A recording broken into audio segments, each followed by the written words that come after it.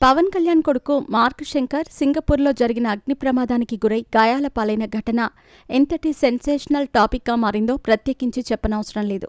దేశవ్యాప్తంగా చర్చకు దారితీసిన ఈ ఘటనపై ప్రధానమంత్రి నరేంద్ర మోడీ, సీఎం చంద్రబాబు నాయుడు, తెలంగాణ సీఎం రేవంత్ రెడ్డి, మాజీ ఆంధ్రప్రదేశ్ సీఎం జగన్ ఇలా ఎంతోమంది రాజకీయ నాయకులు, సినీ ప్రముఖులు స్పందించి మార్క్ శంకర్ త్వరగా కోలుకోవాలని ప్రార్థించారు.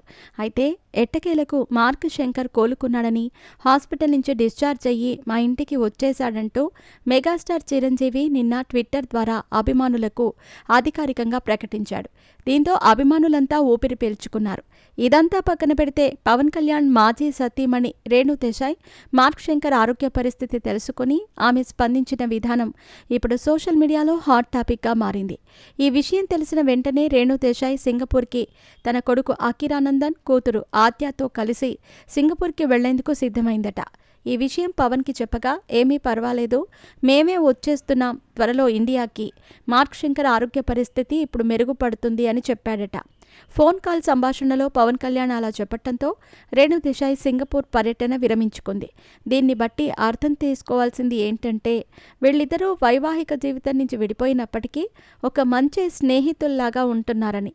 పవన్ కళ్యాణ్ సతీమణి అన్నా లెజ్నోవా కూడా అఖిరానందన్ని తన సొంత కొడుకులాగానే భావిస్తూ ఉంటుంది అనేది ఇటీవల కాలంలో ఎన్నో సందర్భాల్లో మనం చూసాం.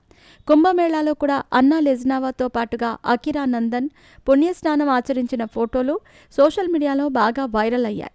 ఇకపోతే రీసెంట్గా అఖిరానందన్ తన తండ్రితో కలిసి తీర్థయాత్రలకు వెళ్లిన విషయం గురించి ఇటీవల రేణు దేశాయ్ ఇచ్చిన ఒక ఇంటర్వ్యూలో స్పందిస్తూ, నేనే దగ్గరుండి అఖిరాని పంపించాను, పవన్ కళ్యాణ్ ఒక మంచి తండ్రి అంటూ ఆమె చెప్పుకొచ్చింది. అదేవిధంగా అఖిరానందన్ సినీ రంగ ప్రవేశం గురించి ఇంకా ఎలాంటి నిర్ణయం తీసుకోలేదని, సోషల్ మీడియాలో ప్రచారమయ్యే వార్తలన్నీ అబద్ధాలే అంటూ రేణు దేశాయ్ క్లారిటీ ఇచ్చింది.